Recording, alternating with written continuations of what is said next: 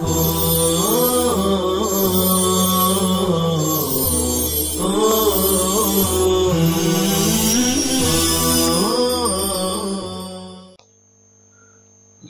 علیکم ورحمۃ اللہ وبرکاتہ۔ معزز سامعین کرام، آج ہم اپنی کتاب حیات المسلمین کا درس نمبر 3 پڑھنے جا رہے ہیں۔ آج کے درس میں جو اہم بحث ہے وہ یہ ہے کہ کافروں کو، غیر مسلموں کو جو مال و دولت کی کثرت حاصل ہے اور ہر طرح کا ظاہری ساز و سامان راحت ان کو جو حاصل ہے، اس کا راز کیا ہے کہ وہ اللہ کی نافرمانی کرتے ہیں، اس کے باوجود ان کے پاس بظاہر سب کچھ ہے اور اللہ کے فرما برداروں کے پاس نہیں۔ تو اس کے تحت ہم کئی چیزوں کو جانیں گے۔ اس عنوان کو ہم آج اور کل کے سبق میں پڑھیں گے، آج اور آدھا کل۔ آج جو چیز ہم اس کے تحت جانیں گے، سامان راحت اور چیز ہے اور راحت اور، یعنی سامان راحت کسی کو مل جائے تو اس کا مطلب نہیں کہ اسے راحت بھی مل گیا۔ اسی طریقے سے سامان راحت ایک کسبی شے ہے اور راحت وہبی۔ اس دولت و سامان راحت کفار کے لیے نقد عذاب ہے، جسے ہم دیکھ کر کے رال ٹپکا رہے ہیں، یہ اللہ تبارک و تعالیٰ کی طرف سے انہیں دنیا میں نقد عذاب ہے۔ آئیے ہم دیکھتے ہیں اس کی تفصیل۔ اس سے پہلے ہم اپنے مرحومین کے لیے دعائے مغفرت اس سبق کے بعد کریں، اور جو کچھ بھی ہم تلاوت کریں اس میں ان کی نیت کریں، اور ہمارے بیماروں کے لیے شفا کی دعا کریں اور استغفار کا خوب اہتمام کریں۔ جیسا کہ بتایا گیا تھا کہ مقدمہ میں 5 چیزوں کو بیان کیا جائے گا، جس میں سبق نمبر 2 میں پہلا مضمون حقیقی زندگی دنیا و آخرت دونوں جگہ اللہ کے فرما برداروں کا حق ہے، نافرمان دونوں جگہ محروم ہے، اسے بتا دیا گیا، سمجھا دیا گیا کہ کس طریقے سے حقیقی زندگی کسے کہتے ہیں اور کس طریقے سے اللہ کے فرما برداروں کو حاصل ہے۔ دوسرا مضمون جو آج چل رہا ہے وہ ہے نافرمان خدا اور باغیوں کو دنیا کی چند روزہ زندگی میں ملنے والے آسائش و آرائش کا راز کیا ہے۔ اس کا ایک حصہ آج ہم سمجھیں گے اور باقی کل۔ تو چلیے دیکھتے ہیں۔ کفار کے لیے دولت کی فراوانی کا راز، ایک اشکال اور جواب۔ اس پر ایک اشکال ہوتا ہے، ایک سوال اٹھتا ہے، تو وہ سوال کیا ہے؟ وہ تو سب کے ذہن میں ہی ہے، اور اس کا جواب بھی۔ سوال یہ ہے کہ دنیا میں تو خدا کے نافرمانوں کو فرما برداروں سے زیادہ مال و دولت حاصل ہے۔ یہ سوال اکثر و بیشتر ہمارے ذہن میں اٹھتا ہوگا کہ ہم نماز پڑھتے ہیں، ہم روزہ رکھتے ہیں، ہم زکوٰۃ دیتے ہیں، ہم اللہ تعالیٰ کی اطاعت کرتے ہیں، لیکن اور یہ اللہ کو نہیں مانتے ہیں بلکہ برا بھلا کہتے ہیں، اس کے باوجود ان کا کاروبار ہم سے اچھا چل رہا ہے، ساری چیزیں ان کے پاس ہیں۔ ایک اعتراض ہے۔ اس کا جواب یہ ہے کہ سامان راحت اور چیز ہے، اور راحت اور سامان راحت اور راحت اور چیز۔ سامان راحت بازار سے خریدا جا سکتا ہے لیکن راحت نہیں۔ جب ہم اس چیز کو سمجھ جائیں گے تو ہمارا سارا اعتراض، سارا اشکال، سارا ڈاؤٹ ختم ہو جائے گا۔ تو آئیے دیکھتے ہیں۔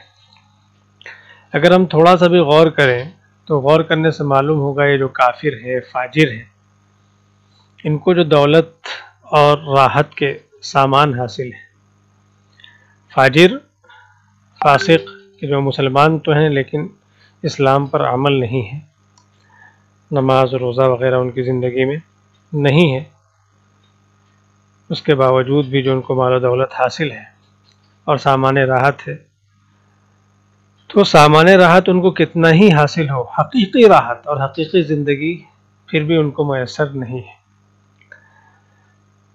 دور حاضر کے مادہ پرست مطلب یہ جو دنیا ہے، اس کے جو ظاہری اسباب ہیں اور اس کے پیچھے لگنا اور اسی کو سب کچھ سمجھنا، اسی کو ترقی سمجھنا، اسی کو فلاح سمجھنا، اس کو مادہ پرستی کہتے ہیں۔ تو اس مادہ پرستی نے اچھے مال و دولت کی مطلب ہوس ہے، بہترین گاڑی، بہترین مقام، بہترین اسٹیٹس، بہترین ساری چیزیں، اس کو مادہ پرستی کہتے ہیں۔ دماغوں کو، ہمارے دماغوں پر ایسا اثر کیا ہے اور اس کو ایسا مسحور کر دیا ہے کہ ہم لوگ اصل راحت سامان راحت ہی کو سمجھنے لگے، یعنی بہترین مکان بنا لینا، بہترین گاڑی اور بہترین ہر طرح کی چیزیں، اکاؤنٹ میں بھرپور پیسہ ہونا، اسی کو ہم لوگوں نے راحت سمجھ لیا ہے، اور اسی کو حاصل کرنے میں اصلی اور حقیقی جو راحت ہے اس کو قربان کر دیا ہے۔ آج کے دور میں کون نہیں جانتا کہ بڑی بڑی عمارت اور اونچی اونچی بلڈنگیں، بہترین مکان، عمدہ مکان، اس میں بہترین فرنیچر، کھانے پینے اور پہننے کے پرتکلف سامان، ایک سے ایک برانڈڈ کپڑا اور بہترین کھان پان اور گھر کے ساروں ساز و سامان، ان سب چیزوں کا اصل مقصد کیا ہے؟ ہم یہ سب چیزیں عالیشان اور سب چیز کیوں حاصل کرتے ہیں؟ ان سب چیزوں کا اصل مقصد کیا ہے؟ سکون ہے، سرور ہے، راحت ہے، اطمینان ہے، کہ انسان سکون کے ساتھ، سرور کے ساتھ، راحت اور اطمینان کے ساتھ زندگی گزارے۔ اور سارے سامان، انسان کے پاس سارا سامان ہے لیکن سکون نہیں ہے، اطمینان نہیں ہے، بلکہ کسی درد میں، غم میں، فکر میں، تشویش میں مبتلا ہے، تو یہ سارے سامان بیکار محض ہے۔ سب کچھ ہونے کے باوجود بھی عمدہ سے عمدہ غذا کھا سکتا ہے لیکن ایسی بیماری لگی ہوئی ہے کہ وہ کھا نہیں سکتا۔ ساری چیزیں ہیں، مال و دولت ہے، لیکن دوسروں کا ڈر لگا ہوا ہے، کون کب مار دے، کب کیا ہو جائے، بیٹے بیوی بات نہیں مانتے، تو کہاں اس کو راحت حاصل ہے؟ اسی کو کہا سامان راحت اور چیز ہے اور راحت اور چیز۔ اگر ہم اپنے آس پاس دیکھیں گے تو ہمیں بہت سارے سینکڑوں لوگ ایسے دکھیں گے جو بظاہر افلاس اور بے سامانی، یعنی وہ مفلس ہے، ان کے پاس سامان نہیں ہے، لیکن پھر بھی وہ کیا ہے؟ تندرست ہے، مطمئن ہے، خوش و خرم ہے، اور ہنستے کھیلتے نظر آتے ہیں، اچھلتے کودتے نظر آتے ہیں۔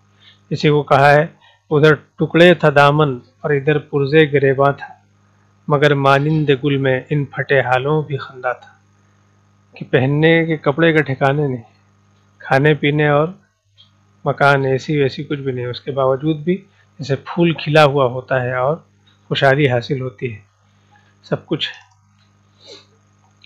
آپ اس کے مقابلے میں دیکھ لیجیے، ان غریبوں کے مقابلے میں جو سینکڑوں ایسے انسان بھی ہیں جن کا مکان عالیشان، وسیع رفیع، فرنیچر بہترین، بہترین بیڈ، گدے، اے سی ویسی تمام چیزیں، اس میں تمام آرائش و آسائش کے سامان بھی موجود ہیں، اس کے اہل و عیال، خادم، خدمت کرنے والے سب لوگ حاضر ہیں، مگر وہ بدنصیب کسی درد و بے چینی یا فکر و تشویش میں مبتلا ہے۔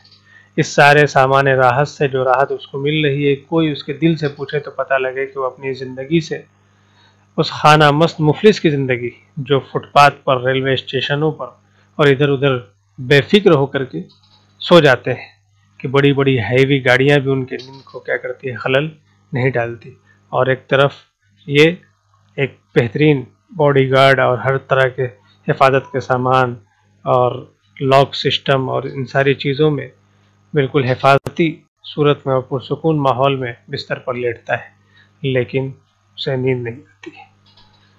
تو راحت سامان تو اس نے جمع کر لیا لیکن اسے راحت میسر نہیں ہو سکتی۔ اسی طریقے سے سامان راحت کسبی شے ہے اور راحت وہبی، یعنی یہ جو ساری چیزیں ہیں ان کو ہم کما کر کے حاصل کر سکتے ہیں، بہترین مکان بھی ہم اپنی محنت سے، لگن سے، جد و جہد سے حاصل کر سکتے ہیں، لیکن راحت یہ تو عطیہ خداوندی۔ اسی کو کہا کہ اگر آپ ذرا ہم غور کریں تو یہ بات سمجھ میں آ جائے گی، سامان راحت جتنی بھی چیزیں کسبی ہیں، کمانے سے، تجارت کرنے سے، محنت کرنے سے، دولت و اثر کے ذریعے سے، تعلقات کے ذریعے سے ہر جگہ حاصل کیا جا سکتا ہے۔ مکان، ساری چیزیں، انسان کیا ہے، گاڑی اور ہر طرح کی چیزیں، کپڑے لتے، جو بھی سکون کی چیزیں ہیں، انسان کما کر کے، محنت کر کے اس کو حاصل کر سکتا ہے، لیکن خود راحت، سکون، اطمینان یہ کسی بازار میں نہیں ملتی ہے۔ یہ کسبی اور اختیار نہیں ہے، وہ محض وہبی چیز اور خالص عطیہ ہے حق سبحانہ وتعالیٰ کا. یہ بس اللہ تعالیٰ کی طرف سے عطا کر رہا ہے، جو کبھی بغیر ساز و سامان کے بھی عطا کر دیا جاتا ہے اور کبھی سارے سامان جمع ہونے کے باوجود بھی حاصل نہیں ہوتا. تو راحت نہ کسی بازار میں بکتی ہے، نہ کسی فیکٹری میں بنائی جاتی ہے، نہ کسی بڑی سی بڑی قیمت پر خریدی جا سکتی ہے. ایک مالدار دولت مند آرام کی نیند کے لیے مکان موسم کے مناسب بناتا ہے.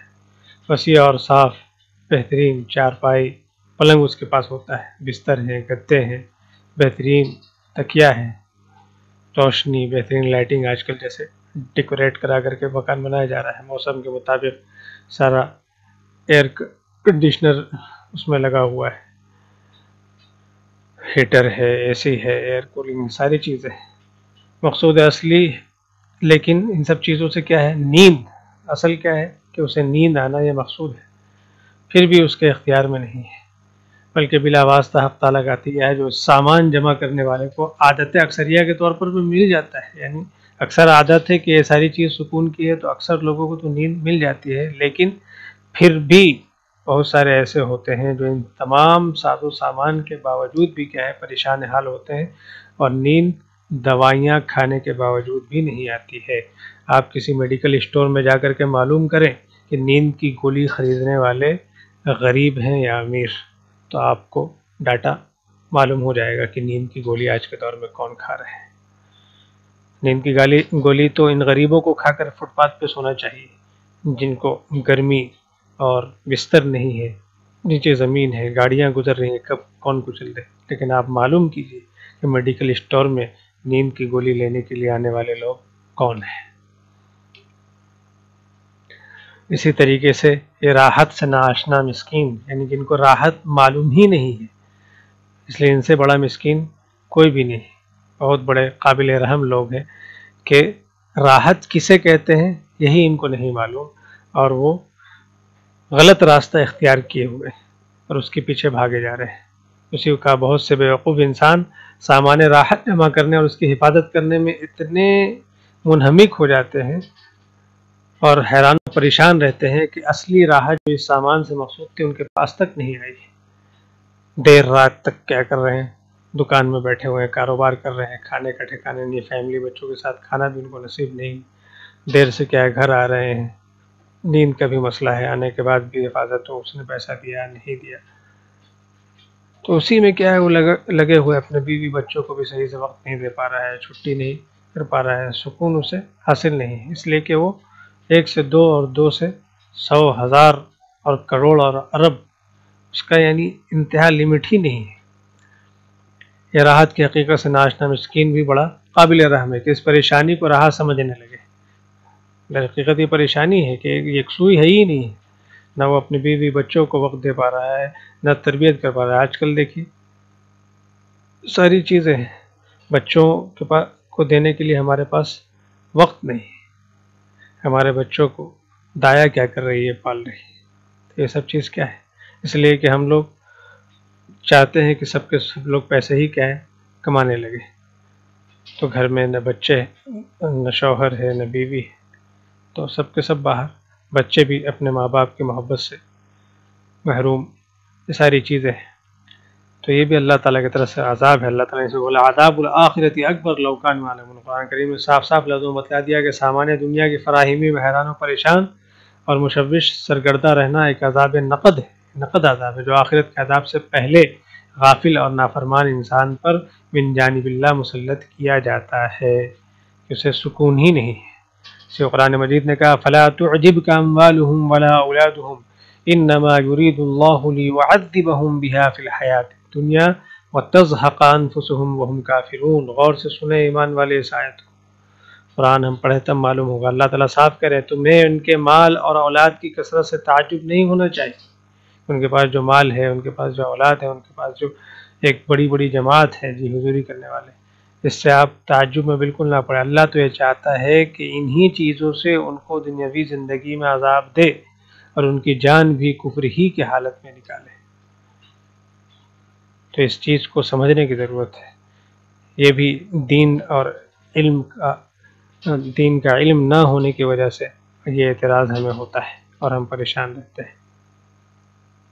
دولت و سامان راحت کفار کے لیے نقد عذاب ہے۔ اسی کو بتایا اس آیت کا حاصل جو پیچھے پڑھ کر کے سنائی گئی کہ فلا تعجبک اموالہم، اس آیت کا حاصل کیا ہے کہ یہ اہل ایمان کفار کی حالت ظاہری یعنی ظاہری حالت دولت اور ساز و سامان سے تعجب میں نہ پڑے، کیونکہ وہ ان کے لیے کوئی خوش ہونے کی چیز نہیں، بلکہ اگر غور کریں تو دو وجہ سے نقد عذاب۔ سب سے پہلا کہ سامان و اسباب سے جو مقصود اصلی تھا یعنی راحت و سکون ان کو کبھی میسر نہیں۔ دوسرے، ان چیزوں میں لگ کر ان کی غفلت و نافرمانی اور بڑھتی جاتی ہے، جو ان کی غیر فانی دائمی زندگی یعنی آخرت جو کہ کبھی ختم نہیں ہونے والی، ہمیشہ ہمیشہ رہنے والی ہے۔ یہ دنیا تو فانی، کتنا بھی آپ کما لو کچھ بھی کر لو، آپ کو مرنا ہی ہے، سب کچھ چھوڑ کے جانا ہی، دائمی زندگی کو تباہ و برباد کرنے والی۔ یہی وجہ ہے کہ اہل ایمان اگر عمل میں کوتاہی، اب یہاں پر یہ بات بہت غور کرنے کی ہے کہ یہ لوگ گناہ کرتے ہیں پھر بھی اللہ کی پکڑ ان کے اوپر کیوں نہیں آتی، اور اہل ایمان پر کیوں پکڑ آ جاتی ہے، تو اسی کو بتایا جا رہا ہے۔ آپ اس کو مثال سے بھی سمجھ سکتے ہیں کہ ایک آپ کا بچہ ہے اور ایک غیر کا بچہ ہے، غیر بھی جو آپ کا دشمن ہے، اگر وہ کوئی غلطی کرتا ہے، کوئی غلط کام کرتا ہے تو آپ اسے نہیں ٹوکیں گے، اس لیے کہ آپ کو اس سے محبت نہیں ہے، آپ کو اس سے تعلق نہیں ہے۔ لیکن آپ کا بچہ اگر کوئی غلط کام کرتا ہے تو فوراً آپ اس کی سرزنش کریں گے، تنبیہ کریں گے۔ بس یہی ایمان والوں اور اللہ کا تعلق ہے اور غیر ایمان والوں کا، کہ اللہ تبارک تعالیٰ نے ان کو ان کے حال پر چھوڑ دیا ہے، لیکن مومن کو اللہ تعالیٰ نہیں چاہتے، اس لیے کہ اللہ کو نے جو عذاب تیار کیا ہے جہنم میں، اللہ ہرگز نہیں چاہتے کہ ان کا کوئی ایمان والا بندہ اس عذاب کو کیا کرے، چکھے۔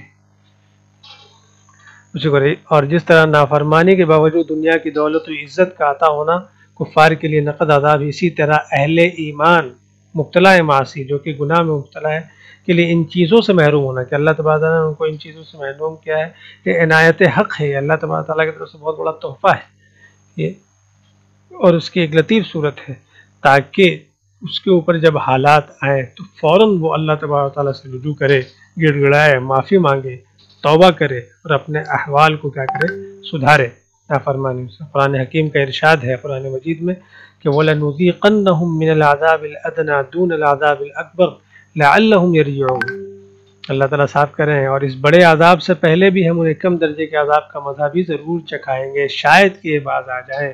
تو آخرت کا عذاب جو بڑا سخت ہے، اس سے پہلے اللہ تبارک تعالیٰ دنیا میں کچھ کیا کرتے ہیں، سزا دیتے ہیں۔ اسی کو حدیث میں بیان کیا گیا کہ عذاب کا آنا یا آفت کا آنا یا قتل و غارت کا ہونا، یہ ظلم کا ہونا، یہ اللہ تبارک تعالیٰ کی طرف سے ایک طرح کی رحمت ہے دنیا میں، اس لیے کہ ہم جو گناہ کر رہے ہیں اپنے اپنے گریبان میں ہم لوگ جھانک کر کے دیکھیں کہ ہم نے کس قدر گناہ کیا ہے، کس قدر اپنے رب کو ناراض کیا ہے، کس قدر ہم نے نافرمانی کی ہے۔ تو اگر اللہ تبارک تعالیٰ دنیا میں ہمیں آزمائش میں مبتلا نہیں کرے گا اور ان گناہوں کی سزا اللہ تعالیٰ ہمیں دنیا میں نہیں دے گا، تو پھر اور آخرت کے لیے ان گناہوں کی سزا بچا کر کے رکھے گا، تو پھر ہمارا بہت برا حال ہونے والا ہے۔ سو کہہ رہے ہیں آخرت کے بڑے عذاب سے پہلے اسی دنیا میں انسان کو چھوٹی چھوٹی مصیبتیں اس لیے پیش آتی ہیں کہ وہ اپنے طرز عمل پر نظر ثانی کر کے اپنے گناہوں سے باز آ جائے۔ سبق یہ دیا گیا ہے کہ دنیا میں پیش آنے والی مصیبتوں کے وقت اللہ تعالیٰ سے رجوع کر کے اپنے گناہوں سے توبہ کرنی چاہیے اور اپنے طرز عمل کی اصلاح کرنی چاہیے۔